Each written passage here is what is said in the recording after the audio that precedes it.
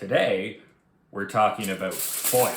Okay, not that kind of foil, the other kind. One of the most important things when writing characters is conveying information about those characters to the reader. Things like their physical appearance, their temperament and attitude, their strengths and flaws, their goals and motivations. The reader needs to understand these things about the character in order to get invested in that character and the story. As the writer, you have several different options to get this information across to the reader. You could directly explain it through the narrative, which generally isn't the best way. A better way is to show the traits, flaws, and attitudes of the character through the events of the story and the character's reaction to those events. Even when the flaws or attitude of the character is on full display throughout the events of the story, it still may not be clear to the reader.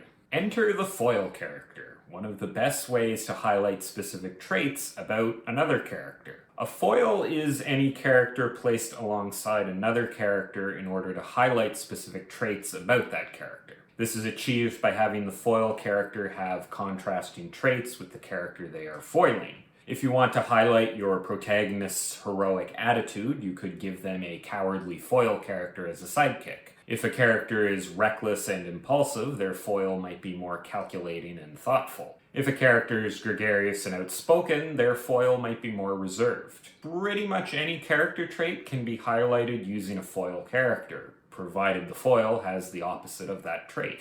The contrast is the key here, and it is through that contrast that the foil character provides the reader with more insight into what exactly makes a character tick. While any two characters can foil off of each other, provided they have the requisite traits to do so, they broadly fall into two main categories. First, it's very common for the protagonist of the story to foil off of their antagonist. In fact, by the very definition of protagonist and antagonist, they are pretty much always foils to one another in some way. Usually the purpose of this foiling is to emphasize the heroic or noble motivations of the protagonist by contrasting them with the more villainous motivations of the antagonists. And yes, I am aware that antagonist does not equal villain in every case, but generally we want to be rooting for the protagonist, which means we need them to have a motivation that is more heroic than whatever the antagonist's motivation is. But I digress. While some would argue that the base level conflict between protagonist and antagonist doesn't necessarily constitute a true foiling relationship, because the purpose is not to highlight differences between them, but rather to sow conflict between them.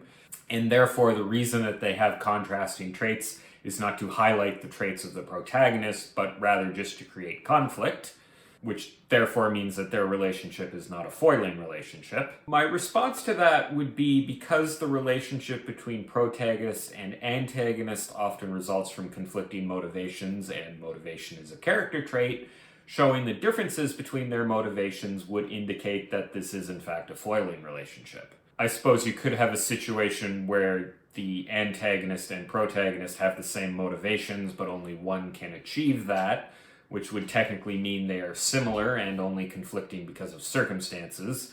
In that case, it wouldn't be a foil.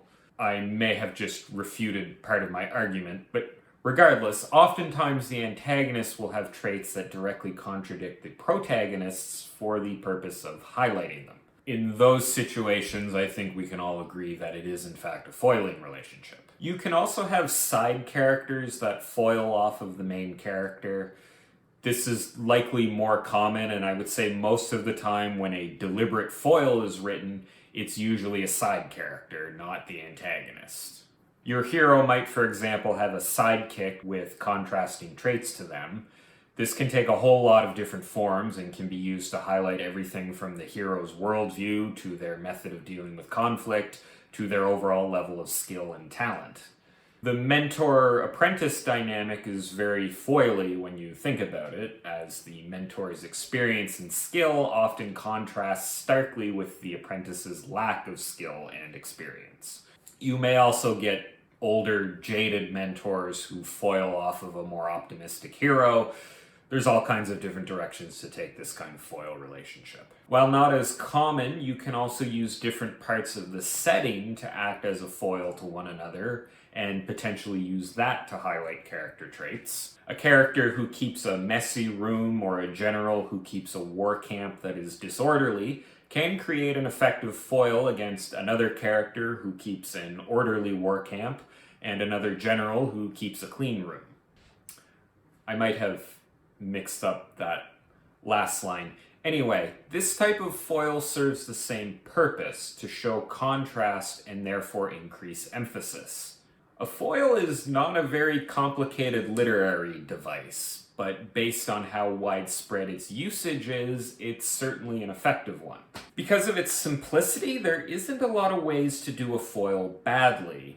Although I suppose if a foiling relationship is poorly done, we probably wouldn't recognize it as a foiling relationship, so... The main thing to remember is to properly show the traits that you want to contrast from each character, and make sure it's clear to the reader how different they are. It's usually best if the foil characters interact with each other. If they are sidekicks or the protagonist and antagonist, then this is pretty much a given.